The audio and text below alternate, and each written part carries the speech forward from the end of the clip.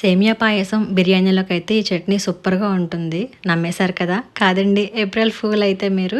ఈ చట్నీ ఇడ్లీ, దోశ, వడల్లోకి చాలా బాగుంటుంది. చేయడం కూడా ఈజీ. ఎలా చేయాలో చూపిస్తాను, వచ్చేయండి. ముందుగా అయితే స్టవ్ పై ప్యాన్ పెట్టేసుకుని 1 టీ స్పూన్ వరకు ఆయిల్ వేసుకోవాలి. తర్వాత 1/2 కప్పు పల్లీలు వేసుకుని మీడియం ఫ్లేమ్లో ఉంచి దోరగా కలుపుకుంటూ వేయించుకోవాలి. ఒక 2-3 నిమిషాల పాటు వేగిన తర్వాత మంచిగా కలర్ వస్తాయి కదా, అప్పుడు వీటిని పక్కకి తీసేసుకొని కట్ చేసుకుని ఒక పెద్ద ఆనియన్ని ఈ ఆయిల్లోకి వేసేసుకోవాలి. ఇంకా ఎక్స్ట్రాగా ఆయిల్ వేయాల్సిన అవసరం లేదు. సో ఆనియన్ వేసుకుని ఒక 1/2 టీ స్పూన్ వరకు సాల్ట్ కూడా వేసి ఆనియన్ కూడా మగ్గించుకోవాలి. లైట్గా కలర్ వస్తే సరిపోతుందన్నమాట. ఈ విధంగా ఇలా వేగాక 5-6 ఎండుమిర్చి వేసుకోండి. కొంచెం స్పైసీగా కావాలంటే ఇంకా యాడ్ చేసుకోవచ్చు.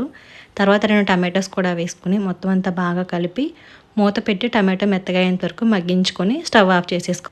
ఇవన్నీ చల్లారాక మిక్సీ జార్లోకి పల్లీలు వేయించుకున్న ఆనియన్ టమాటో మిశ్రమం కూడా వేసుకుని కొద్దిగా వాటర్ వేసి మెత్తగా గ్రైండ్ చేసి బౌల్లోకి తీసుకున్న తర్వాత ఆయిల్లోకి ఆవాలు, జీలకర్ర, ఎండుమిర్చి, కరివేపాకు వేసి పోపు పెట్టుకుంటే చాలా బాగుంటుంది. మీరు ట్రై చేసి రీల్ నచ్చితే లైక్ అండ్ ఫాలో కూడా చేయండి.